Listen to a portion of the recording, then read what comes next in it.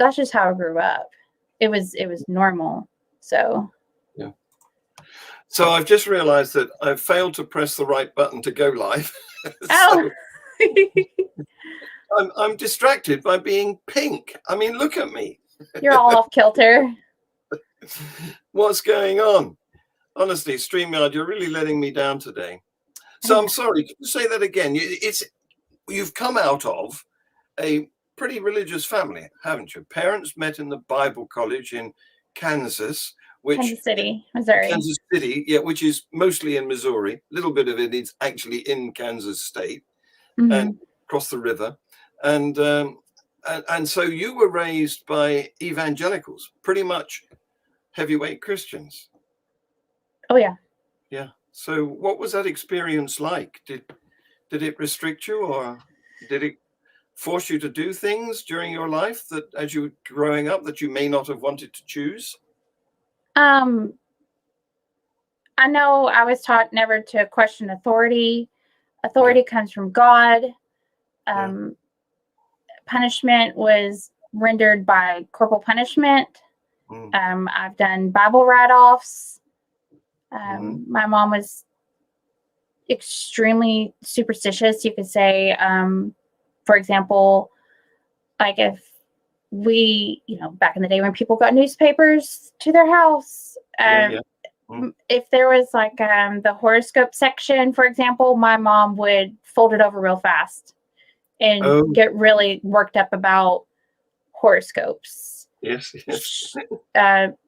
Think the Satanic Panic, there was stuff I couldn't have. No trolls with the little gemstones. No, because they were good luck charms. I couldn't have rabbit's foots. Couldn't watch Scooby-Doo. Couldn't play with magic 8 balls. I think my mom was more superstitious than my dad. Right. Quite restrictive then. Because there's been some interesting experiments done with horoscopes, hasn't there?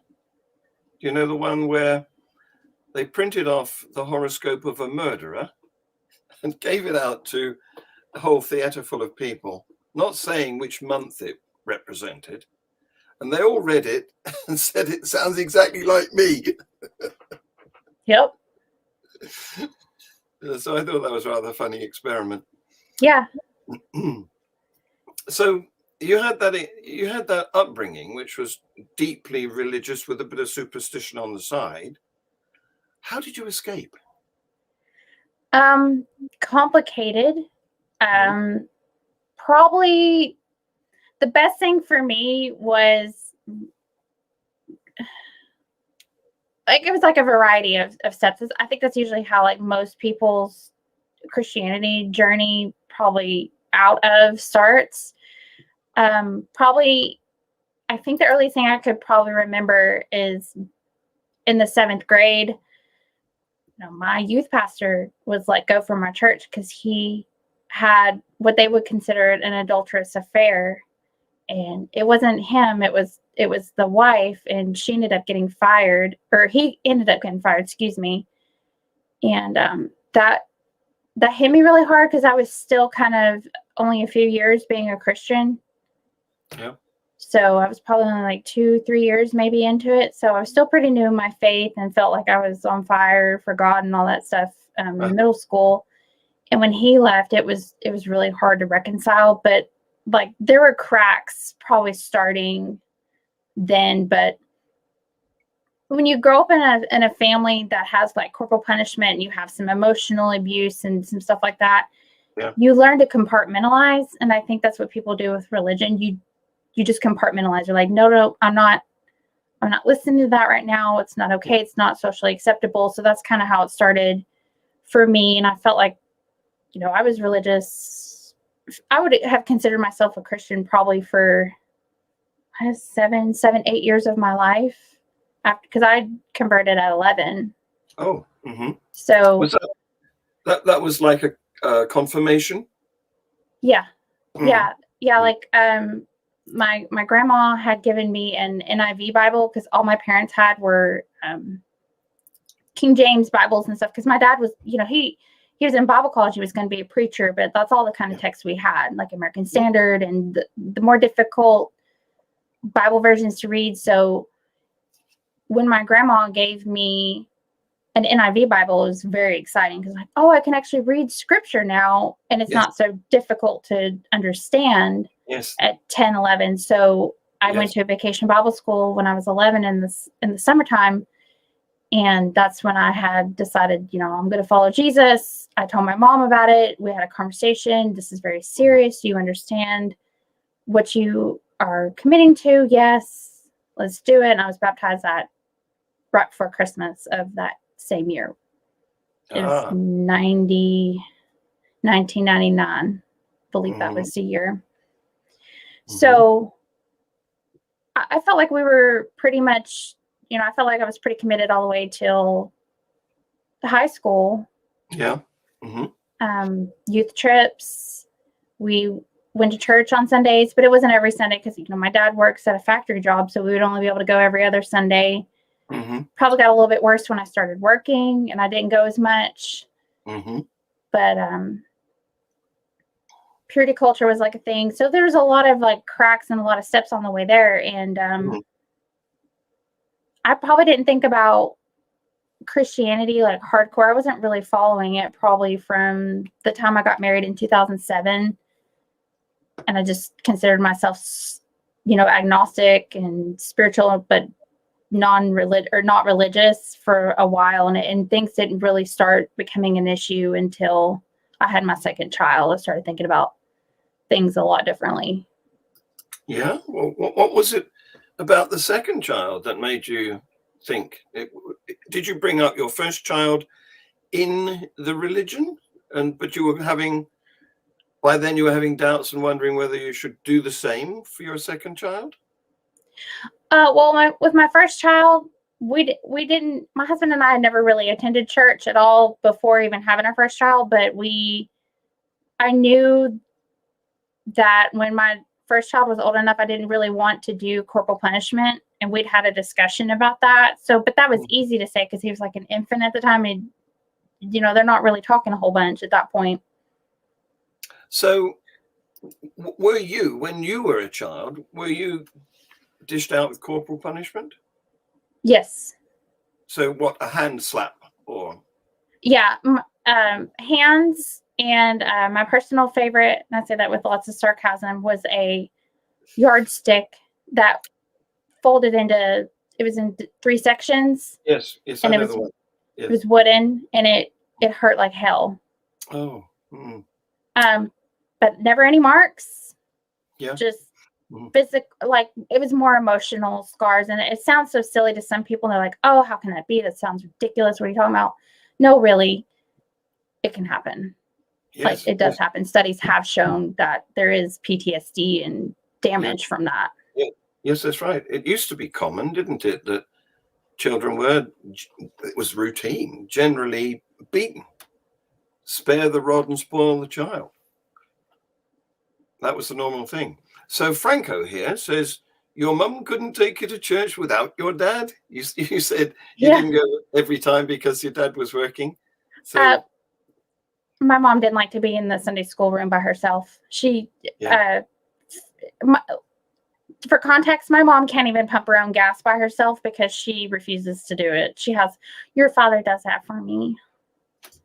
So my mom lives in this like patriarchal, matriarchal complex where the man's supposed to take care of certain things, and she just leaves that up to him. And I couldn't be like that personally. I got time for that. That used to happen a lot, didn't it? The man had these jobs to do: take out the trash, that sort of thing, kill the spiders. Yeah. And the woman had other jobs to do about the house. Yeah, I still get asked to kill the spiders, so that one hasn't died out yet. Yeah.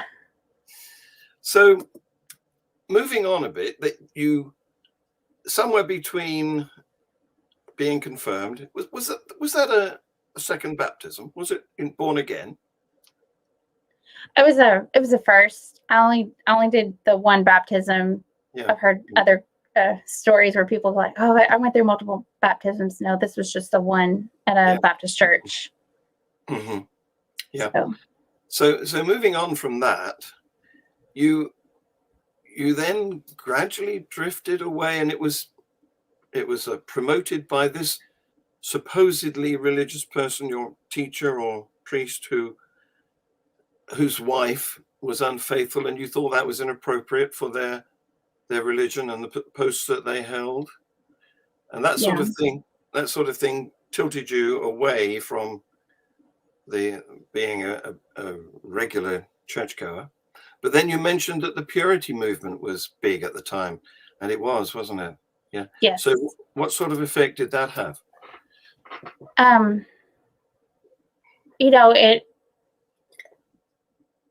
It warped my view of what healthy sexuality was for a long time. Yeah. A most recent example that I can think of is I just now got my Gardasil HPV vaccine, because when it first came out, I was in middle school and my mother refused to give it to me. And that was because of purity culture, because there were a whole bunch of moms and parents who thought that if you let your child get HPV vaccine, well, they're just going to be, quote unquote, a slut, for lack of better words, and just sleep with everybody. And if you just have only one partner, if both of y'all are both virgins when you get married, why would you need to get a vaccine for HPV? Yeah, as your story about the was it a teacher or a priest? Somebody who youth pastor, that one. So as that story tells us, you can't rely on being in a one-on-one marriage, can you? People tend to have their own ways. So it's always good to be vaccinated against any possible disease. Yeah. I mean, you would think. Yes. And I'm double vaxxed against COVID. So I strongly believe in vaccination. And I would recommend them to everybody. Mm-hmm. Yeah, me too. Same here. Yeah. So then you found your partner, and at that point you didn't go to church so much because you were too busy, or he wasn't so evangelical? Yeah, I was working a part-time job, going through community college, and about, we were high school sweethearts. So around 2005, 2006 is when we started to feel kind of more inclined. Go ahead. That's lovely. I love the high school sweethearts motif. Yeah. Well, high school sweethearts, and we, around 2006 or so, we're in our 20s, and we started to realize that, hey, we'd like to figure out how to do the deed, but I'm still living with my mom and dad. He's still living with his parents. And of course, you get those purity culture messages of like, oh, you shouldn't do, you should wait until you get married. But we couldn't wait. So I ended up doing the responsible thing. Well, they're responsible to some people, I'm sure, but I went to my local health department. And I really don't care if anybody sees this because it's on the internet. I just don't care anymore. So I'm just going to put that out there. But I went and got birth control at my local health department and kept it at my job. Which is something else which the purity culture didn't approve of. Not only HPV, the vaccine, but also contraceptives. Big no-no. Yep. And so I stored my birth control at my job in my locker. And my mom had no idea that we were sexually active a year before we got married. And my mom thinks it's when we got married, is, oh, you guys did it the right way, which sounds really sweet until you step back and go, wait a minute. What's right about that? I don't. Yes. I used to really believe that, the chewed up gum model. We had not the first youth pastor that I had, but I had another youth pastor. We, on Wednesday nights, we had the worksheet where I had all the diagrams of the people. Like, it almost looked like a pyramid scheme, thing. Like, well, if you have sex with this person, you have sex with all these other people. And now I look back on that now and wait, what? And I had done a little bit of nursing school. I changed my major, but I had education from community college to know how to be my own healthcare advocate and how to be my own person. Like, oh, I'm my own unique person with sexual needs, just like everybody else. So it was unfortunate that I had to hide it from my parents, but I knew if I got pregnant, it would be really bad. Yeah. It's odd, isn't it, that, biology determines that we should reproduce. Otherwise, our species would die out. And yet, for some reason that it's difficult for me to fathom, religious people want to impose all sorts of rules unnecessarily and stick their noses into everybody else's genitalia. Yes. What business of theirs is it? Yep. Very weird. So I'm going to put a ticker along the bottom here in case anybody wants to ask some more questions. All right. And so here we go. If I can find it. Where is it? There we go. Yeah, got it. There it is. Yeah, that's right. So I'm sorry, people. I'm pink. Yeah, I have noticed. And it's not me. As you can see, StreamYard hasn't made Bethany pink. It's just made me pink. I'm being victimized. I think it might be, him up there. He's got it in for me. Yes. Yes. Anyway, tell us a bit more about your story. You're now married in your 20s, and then you have your first child. Yep, and that was about 8 years after we got married, our first child. And that was a long time. Yeah. Yes. Yeah. I was 29 when I had my first child. Look, I'm not pink anymore. Hey, look, there you go. Hey, you did see. God is listening. Thank you. He's listening. Yes. See, God moves in mysterious ways. Yes. Somebody who's watching this is like, God, son of a bitch, why did I say that? I don't know what I did or if I did anything, but I'm glad not to be pink. Wasn't one of my favorite looks. Yeah, that's okay. So you were obviously being very responsible, making sure that you had the wherewithal to be parents by the time the children arrived. Yep.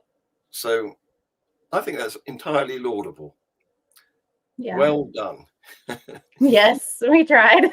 So you describe yourself as being in, what is it, the nurture center? Is it the nurture center? Is that the word you used for? McMinnville is the nursery capital of the world. Yes. Yes. What's that about? There's just a bunch of, just as it says, there's a bunch of farmland and a bunch of nurseries out here. And apparently the whatever's nursery business that's facilitated in this area just is big for anywhere. United States, probably supply chains, logistics stuff. So that sort of nursery. Yep. Not the babies. Not nursery. Babies. Trees. Okay. Yes, plants. Okay, I understand now. Yeah. Yep. Fine.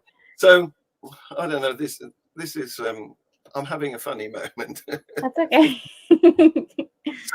So now you've got 2 children. Mm-hmm. And the little one is being very good and quiet, and the bigger one is watching the iPad, which is very good. Yes.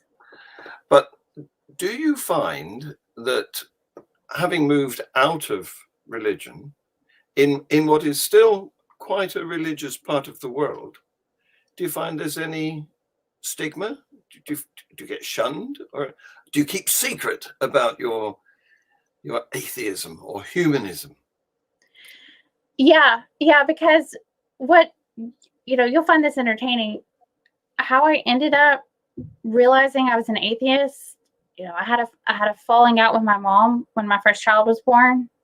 Yes. And it was within like 6 months of him being born, and we stopped talking for about 4 years. Oh. Yeah. And it had nothing to do with religion. So, Did she not approve of your partner? No, we had my mother, for all her all her stuff, she wasn't seeing me as an independent adult at that time. So there was some conflict with that of realizing like, hey, my own person, I just, we just need, things just got kind of hot between the two of us. And a lot of mine, it was self-imposed. And then a lot of it was just stuff we just never had dealt with head on before. So we stopped talking. And for me to cope, I went and sought out a Christian counselor because I wasn't declaring myself an atheist or, anything real heavy. I thought, well, this would probably be good. Let me go get some Christian counseling and work through my mental health stuff. Because I have struggles with codependency, and a lot of that has to do, it's really tied to the religion. You're not allowed to be your own person. You're not allowed to think for yourself. So you depend on authority and everybody else to dictate how you move about in this world. But you're God's children. Yeah. And you stay children. And if you don't stay childish enough, they make you go back and get born again. And I don't know whether you've seen, there's a bishop, John Shelby Spong, who's got a very nice little video on this, because he explains why the born again movement does all that rebirthing. And he says it's because you can't control adults. So they want you to be a child again. Religion is in the control business. Maybe I'll put a link to that YouTube into the details underneath this video. There you go. Very interesting what he says. He's still a Christian, no longer practices as a bishop, but he's got this very interesting YouTube video. Yeah, but you're right. Some mothers find it hard to come to terms with the fact that their baby is a big person now. Yep. Yes. And we worked through a lot of our stuff in Christian counseling in it, and I got a great amount of benefit out of it. There was a lot of materials that we went through that helped me sort out my codependency, and things started to kind of crack between my therapist and I's relationship is when he started talking about, we were talking about parenting for, I was pregnant with my second child. Yeah. And my first child, of course, is 2, 3. So we're talking about parenting, and my husband and I were having conflicts over corporal punishment. How should we discipline my oldest? And the counselor was using kind of Christian approaches towards that. We talk a little bit about Jesus kind of here and there, about how I don't like religion. It's not a religion, it's a relationship, that real kind of tropey, cringy stuff you hear all the time. Yes. And we were doing materials for codependency, working through it. It was similar to the layout of Alcoholics Anonymous with the 12 steps. Yes. And some of the stuff had like the higher power, and it's like, well, I don't really have a higher power. I don't pray. Like I hadn't prayed in 15 years or so, or like I wasn't interested. It probably less than 15, but now when I look at it, like I didn't need that. I wasn't interested. So he's like, well, just don't worry about it. At that stage, you were what we might call an apathyist. Yeah. You were aware of religion, but it didn't affect your life. Yeah, I had really kind of pretended like God didn't really exist. Or it wasn't keeping me up at night. No. Now, grant you, when I was pregnant with both of my kids because of religious trauma, I thought me not being religious enough, being pregnant, I would be punished and I would lose my children through pregnancy. And I was like, well, that's, if that happened, I could hear it now. Because, that was the kind of thing that I was raised with. If something bad happened to you, it's because you weren't walking with the Lord. Your walk's not right. This is God trying to get your attention. They want to heap guilt onto everybody, don't they? Mm-hmm. Oh, yeah. So first grab your would-be member of the congregation when they're young, and then destroy their self-confidence so that they're malleable, cool in your hands, and then inflict all sorts of guilt onto them. And after that, they are your slave, pretty much. Yep. And, we went round and round. My Christian counselor and I, we would have a topic and it would come up, and he was starting to support Donald Trump and stuff like that. And I was like, ooh, I don't know. And the dude just started, it got a little bit more strange. It was a slow burn. But yes. By the time I had my second child in that November, I was really questioning hard, and I was pushing back in therapy and be like, oh, I'm not doing this. I'm not doing this corporal punishment stuff. And the therapist kept saying, I need to learn how to submit to my husband, but it was like this really watered down version of submission. It was something that I should want to do, and was saying stuff like, as far as like our intimate behaviors and our relationship between my husband and I, he goes, well, your body is his body and his body is your body. And I'm like, no, my body is my body. His body is his body. I don't know what you're talking about. Yeah. So I'm going through all of this, and I'm starting to look up. Crazy idea that we can own each other. It's very like slavery.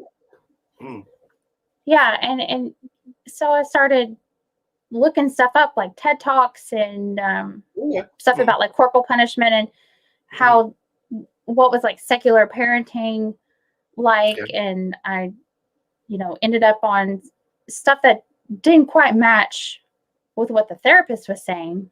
Yeah.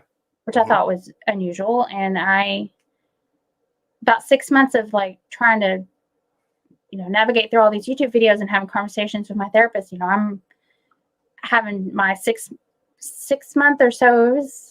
It was like a checkup for my yearly at my OBGYN. And I was telling her, like, hey, I'm not doing so hot. I'm anxious.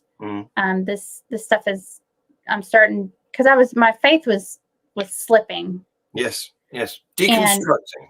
It was slipping, and I was on top of that and postpartum and adjusting to 2 kids, and I'm learning more about what's really true or what I perceive to be true. Yeah. I'm breaking down in my doctor's office, and I said, I think I need anxiety meds. And she's like, well, why don't you try a different counselor? Yes. Because I already been rolling on recovering from religion. Yes. And she said, well, go get a different therapist. So that was like the push I needed to get a secular counselor. And we started talking about things, and I started realizing that I didn't believe the Bible anymore. I didn't need the religion anymore. Therapist, my Christian counselor was desperate, kept trying to tell me stuff like an urban legend about the sun stopping in the sky. And I don't know, have you ever heard it? Okay, this is great. This is gold. So my therapist goes, hey, did you ever hear that story about where NASA had to use the Bible to find a lost day in time? No, tell me more. Well, they had to use the Bible to find this lost day in time so they could fix their computers and all this stuff, and about like the sun stopping in the sky, and reference some Bible verse, some story about like, I think it's Elijah or Elisha. Y'all can just skewer me for whoever this Bible character is. I can't remember. Where the sun is stopped in the sky so a battle can be won. And I went to go look it up. This is like right before Easter of 2018. I look it up and I go, wait, no, this isn't even true. Like answers in Genesis, who believes that a worldwide flood happened, said that this story was garbage. So I was like, no. So I just like, dude, I can't. I can't be there anymore. So it was traumatic. Yeah, I'm sure it was. It's interesting, isn't it? Because the internet has done 2 things. It's enabled Answers in Genesis and similar organizations like Discovery Institute and then there's Kent Hovind and Ken Ham and what's his name? The banana man. Ray Comfort. Ray Comfort, that's the one. Yep. It's enabled them to raise their profile. They're all over the internet, all those misinformationists, it seems to me. But on the other hand, it enables you to look at other information, other sources. You can look up stuff and check. So it's a double-edged sword, isn't it? The internet has helped them and us, and it's a bit of a battle to see who's going to win. But I can say the odds are in favor of science and atheism. There's been a recent report that shows that I think it's now 54% of the United States believe in evolution. Never used to be. Always used to be a much lower figure, about 40%, that didn't accept evolution as a fact. So things are on the up. Things are improving. Yeah, that's good. Mm. So I'm glad that you found your way to a secular counselor. Did you mentioned recovering from religion? Did you go that way? Did they supply you with a counselor? Because I've interviewed Darrell Ray, the founder of Recovering from Religion, in one of my shows last year. Do you know? Yeah. Go on. Because when I was trying to figure out all this stuff out, I stumbled upon Thinking Atheist, and I think it was on one of his shows. Seth Andrews had mentioned recovering from religion. And I just remember, because I was pumping at the time, and I'd be at work, and I have the extra time to pump for my second child. I'd be sitting there looking at my phone, just staring at the Recovering from Religion website on my phone and looking through all the questions. I never had the nerve to chat in, which wouldn't have been a big deal. I could have chatted in. Somebody would have helped me. But I was so scared at the time. But I've heard of the Secular Therapy Project through those podcasts and Recovering from Religion. And then that's where I went and finally got the courage to be like, I got to do this. Yeah. Helpful.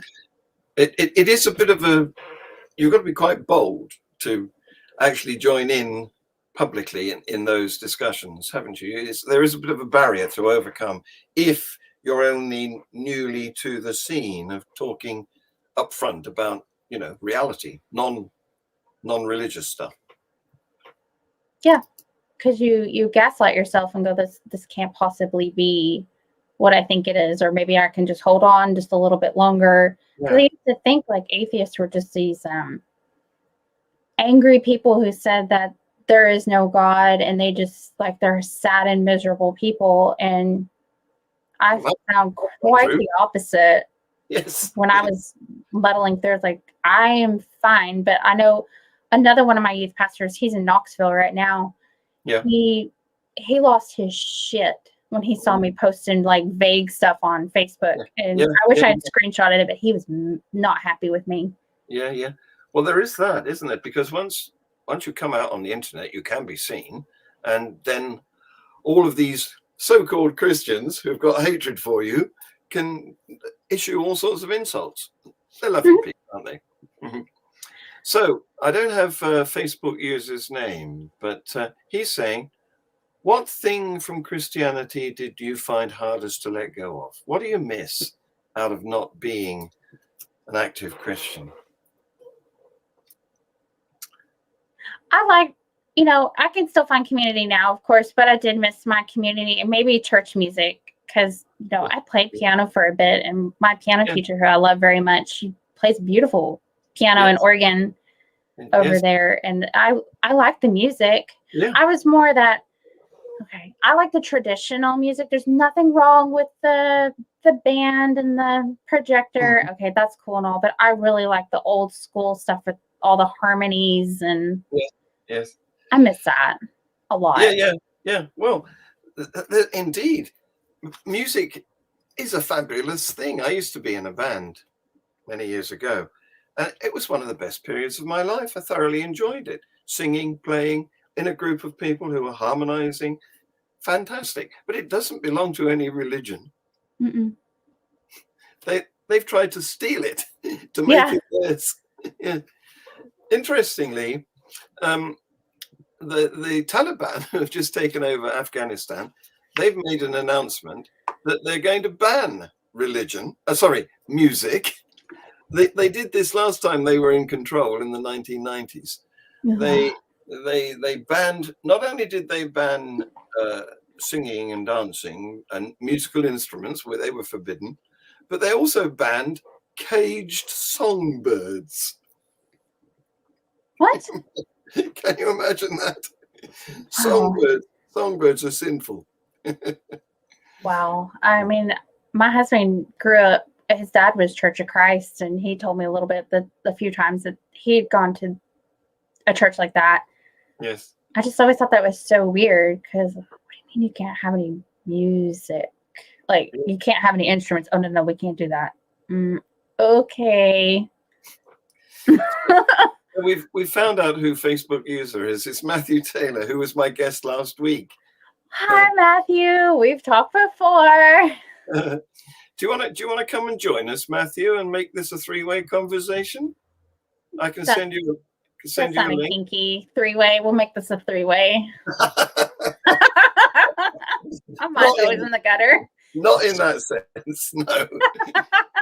But I could put a link in if Matthew's in front of his computer and has his camera and microphone available. He could join us and ask you some of his questions himself, because he had a very interesting story.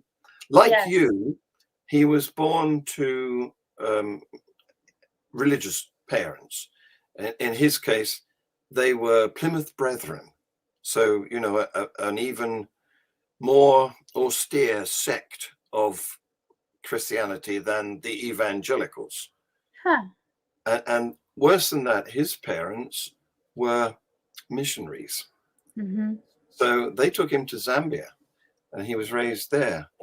And he's back in the UK now, managed to escape. But if you watch last week's show, you'll see what an interesting story he's got. He's not able to join us, I'm afraid. He's on his phone. Never mind, Matthew. We're with you in spirit, and I'm not pink anymore. Somehow. There you go. Somehow the gods are on me. I started out being pink, and I'm not. Good. Okay, so Bethany, you don't do corporal punishment on your children, but how does that? I mean, you'll meet other mums, won't you? You meet them in the kids' nursery, not the plant nursery. Yes. And you'll meet them at the school gate and places like that. So how do you mix with them? Are you an oddity, or do you find it okay? I mean, yeah, I'm definitely an anomaly. My husband and I's viewpoints on just how we view the world is definitely an anomaly. And we know lots of people who just think it's okay to, spank their kids to get them to do what they want. I mean, we have some bad days and stuff, but redirection and a little bit of consistency can go a long way. You just have to be patient. But I don't regret not hitting my children. I mean, my mom, we would do that. I mean, heck, if I even said a swear word when I was growing up, I had to have soap in my mouth or eat like soap. I've done that before, and I was like, ooh. God. So people think that's okay. Like somebody I know, they think it's okay to threaten their children with a wooden spoon or a hairbrush, and I just think it's barbaric. It is, absolutely. Yes, well, you'll be happy to know that we banned it in schools in the UK, well, state schools in the UK, in about 1983 or some long time ago. It's a sort of Dickensian thing that we don't do anymore. So Tim has got a message here for us. Hello, right. Tim. Thank you for watching. He says he's just joined. What was the straw that broke the camel's back for you for why you left Christianity? Was there a straw, or was it a gradual drifting away? It was like a whole hay bale. But listening to Seth Andrews, the Satanic Panic presentation that he does, if anybody hasn't seen it, they need to see it, because I thought I was the only one that had a parent like that, because I couldn't understand why my mom would have all these things against TV shows and other artifacts and toys. I'm like, what are you talking about? And then when I finally heard somebody else who'd gone through that same kind of experience, it was validating. So that was one of the straws. I was like, well, wait a minute, hold up. And then he would talk about different Bible verses that were about problem of evil or inconsistencies, or learning that the Bible wasn't first. They weren't in the first person. They weren't firsthand accounts. No. And that was a struggle because, every year with my parents, we started to read the Christmas story before we would open presents. So my dad would use the book of Luke because, Luke was a doctor, and his account in the book of Luke was the most accurate depiction of the story of the birth of Christ. And then you learn later that, wait a minute, all of the stories about the birth of Christ and the Christmas nativity stories, like all the books put together, and like, wait, that doesn't make sense. They're all different. Yeah. And they don't even claim to be written by the people whose names that they carry. It just says, according to Matthew or according to Mark. So not authored by, but just according to. And obviously this was done back in the 4th century when the Bible was finally edited and compiled by the Council of Nicaea. Yeah. It was difficult to, when you're navigating down that journey, you think, well, wait a minute, what do you mean all the things I've been taught as a kid, it's not right? And then I realized very late in my life, 30, 31, I was like, oh my God, I can think for myself and be my own person. I don't have to, because I still wasn't talking to my mom at that point. So it gave me space to think for myself, which I never had done before. Yes. Because I was always trying to like people please and make her happy. Yes. Politics shifted for me 2008, 2009 with a different president, and my mom and my grandparents went on this like apocalyptic type of narrative. Yes. We were learning how to be, and it wasn't hardcore, but my mom was having discussions of prepping, learning how to navigate if we were in some sort of like nuclear attack. Our country's just never going to be the same. It was like this really weird type of conversations I never had. The end of the world. My mom say, it was strange. It went to anti-vaxxing too when I had my first child. Like, well, you're not going to give him those vaccines, are you? I'm like, yeah, I'm sorry, but that's not an option. Well, they're made from cells of aborted babies. What are you talking about? Like, I like this. Franco has called it the gossips according to Luke. Yes. Hi, Franco. Franco's he's one of my weekly hangout friends. I host a Zoom call. Yeah, great. Well, thanks. So he's one of my buddies. Franco. Welcome. So moving on again, your children are now at school or nearly at school. Yep. One is at school, and the other one is at preschool. Yep, he's at a preschool. Mm-hmm. And do they get Christian indoctrination at these schools? No, my oldest did. He went to a preschool that had biblical materials in it. If anyone has to do that, well, just, the nature of the area where I live in, there's not very many secular daycares. No. So there's going to be religious materials. And one time and I was just kind of a newly formed atheist. I would not recommend this to anybody. When you first come out, try to pick your battles. They had the James Dobson Focus on the Family, Bring Your Bible to School Day. Yeah. And I had just picked up the Brick Bible, which is all the Bible stories in Lego form, which is quite hilarious. Yes.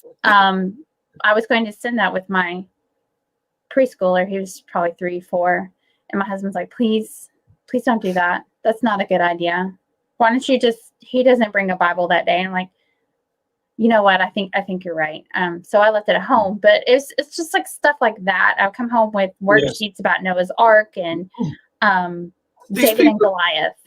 Yeah, these people are privileged, aren't they? Because we mind their sensibilities when they don't mind ours. We are desperately trying not to be offensive towards them, and it doesn't happen in reverse. Yeah, like I wanted to ask the daycare provider so bad.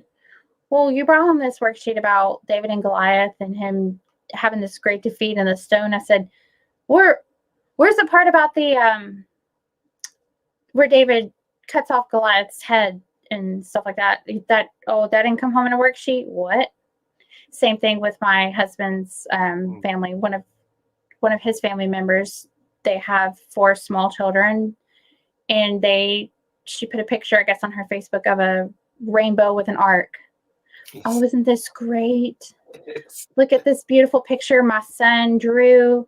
And I immediately think, I'm so glad that didn't come across my Facebook feed, because I would have been snarked. Well, I wouldn't. I thought this in my head. This is not a good practice for atheists in general. I would say that, or to anybody for that matter.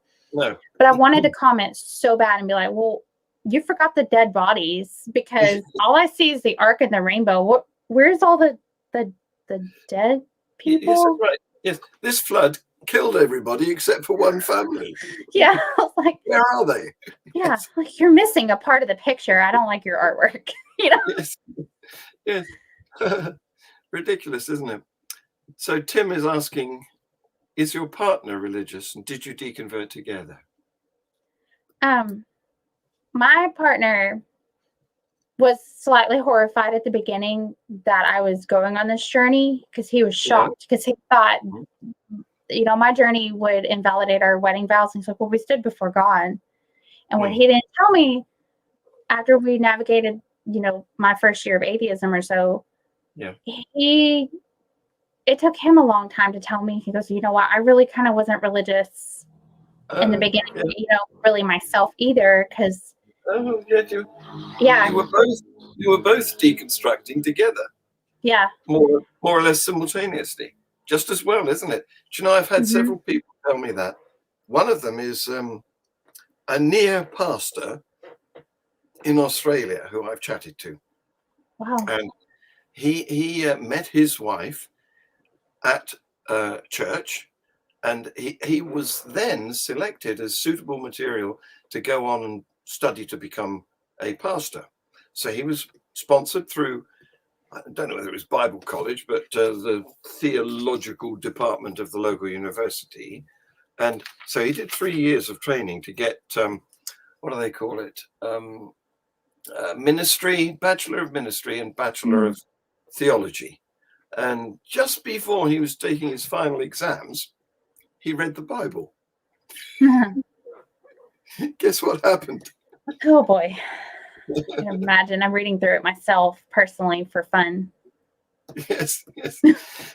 So he's now a historian. And fortunately, just like you with your partner, they had they drank a bottle of wine and then had opened their hearts to each other, because you never know how it's going to upset your marriage, do you? If you're the one that's changing and the other one isn't, it could be a disaster. But fortunately, they were both on the same journey at the same time. Well,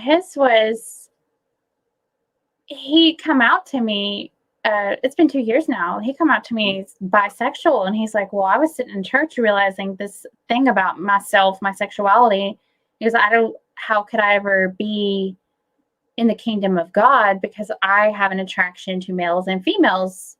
So he always felt like he was being hypocritical, because the church that he went to, mine was pretty warm and fuzzy and fluffy. I mean, you had some hell discussions, but his church was a faith free will Baptist, and it was very fire and brimstone. So he was uncomfortable. So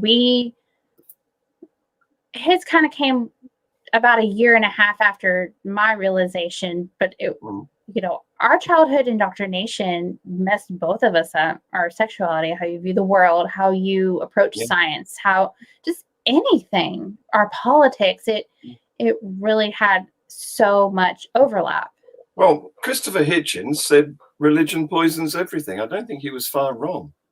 No. Can I've got a little very short video I'd like to share my screen and show you. Give me a second. Yeah. I like show and tell. Let me get this going. Right, share screen, window, that one, share and play. Here we go. If anybody commits homosexuality, if anybody commits bestiality, you know what? They should be taken out. They should have Leviticus 20:13 done unto them. You know, if any man lie with mankind, shoot, I can't go with the verse because I don't know, I can't think. But basically, the Bible prescribes the death penalty for those things, right? There you go. That's a nice question. Yeah. But see, like that to me was just so normal. We heard stuff like that all the time, and even my husband's brother has that same approach towards, you know, my husband now. He's mad that my husband's not the head of the household. He's mad that he is the way he is, and he thinks it's a sin. He thinks he's demon possessed. He thinks that you know, that those are so far up to this point in our lives. Those are the people that probably try to hurt us the most. Yes, and the other people don't really seem to care, or if they do care, they don't say anything. But that kind of stuff, the shame, like it can stick with you for a long time. I mean, my husband was closeted for 20 years. Yeah. So it's not. It just doesn't recognize science at all. Religion, they don't care. They're like, well, the Bible says so. Not only do they not realize that sexuality or gender isn't polar, you know, there's a range, and like a spectrum, which is why, you know, LGBT uses the rainbow as their symbol. Not only do they not realize that, but they also disapprove of anybody who doesn't fit into their narrow box. I mean, get real. Leave your disapproval away. I'm not interested in your disapproval. Well, I worked with a manager that I loved who was gay. It was like my second job, and I only worked there for 2.5 years before the company went bankrupt. But even then, that was 2008, 2009. My views started to shift a lot around that period because I started to realize that gay people weren't icky. They were just people. Yes. And they were normal. And I couldn't understand like why God would want to punish someone like that. And that got to me. Yeah. Like I thought about it, but there's just so much period of my life where you think of these things and you just kind of shelve it like on a bookshelf. Yes. Yes. Nope. Not going to think about this. Doesn't make any sense, but oh well, don't think about it. Yeah. Yeah. Well, come back, Hitchens. You were right. Mm-hmm. Yeah. So do we have any other questions here? Let me see. Franco, have you got any more questions? Tim, any more questions? Well, can you tell me, Bethany, what if I were to give you a magic wand, what would you do? What would you wish for? I'll give you 3 wishes.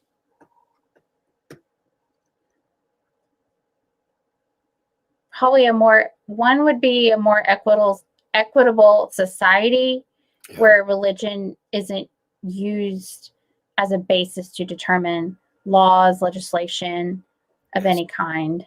That's probably number 1. Yes, it's a good one.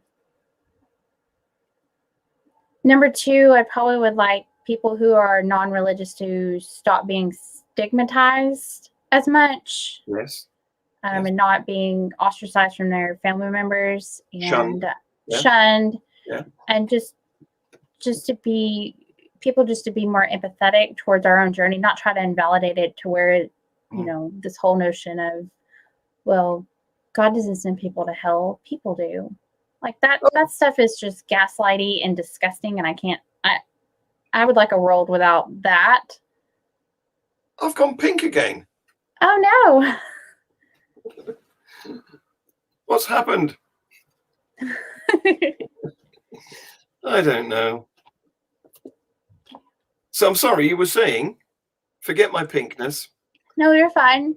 You've got two, which I approve of. You want secularism, government that's not influenced by religion, and tolerance of, a large range of people, because there are people do come in a large range. You've got one more. Probably, and I make this more relevant with the pandemic. I wish people had the necessary tools in their toolbox, stuff like basic logic classes, basic philosophy and appreciation of science, and being able to detect circular reasoning, or have the ability to find sources, not so much like a confirmation bias, but to be willing to approach subject matter that's uncomfortable. Yes. Because, you just go on a Reddit thread and you can see tons of people, they're suffering because they get their news from bad sources, or they're influenced by the wrong kind of people, and it's actively killing people and putting people at risk. And I think you can hear this stuff on the internet about, they got what they deserved.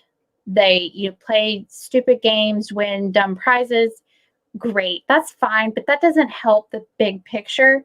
No. And that if you step back, it kind of makes us look like we're the ones that are being the unempathetic assholes. Like, yes, their actions have consequences, but how did they get there?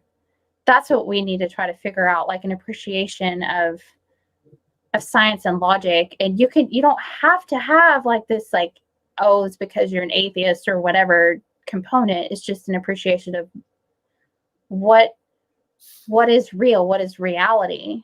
And if you're talking to somebody like my grandparents, who think the Illuminati exists, and they think that people are testing for COVID to just give them a positive test to boost numbers, if these people are not on the same page, if you're both living in different realities, and I don't know how you're supposed to bridge those gaps. I think that's what I would want for my last wish. People just be like, oh my goodness, and leave religion out of it. Yeah. Critical thinking. Yeah. And willingness to be challenged, because a lot of them, they've got this dogmatic, I'm right attitude, and they won't tolerate anybody who asks them a question that they can't answer, even because they say it's down to faith or something like that, which is just a get out clause. Anyway, Bethany, apart from me being pink, you've been fabulous, as I knew you would. Thank you. And thank you very much. You'd be welcome to come back another time, maybe do something with Matthew on another occasion, when you can compare notes on how you escaped from your various positions in religion. And in the meantime, I'd like to remind everybody that I'll be here again next week. And I've got another interesting guest. Next week, I have Mike No-Go Zones, who he's a very unusual sort of tourist. Instead of going all the places that most tourists go, he goes to all the places that nobody wants to go. He'll go to the war zones and famine zones and find out what it's like there. So I shall enjoy talking to him. And anybody watching us is welcome to come and listen to the conversation, as are you, Bethany. All right. Thank you for having me today. Well, you're welcome. Thank you very much for coming. I've got your own outro here with your own name scrolling up. Should we go for it? Let's go. Thank you, Bethany. Thank Bye-bye. you.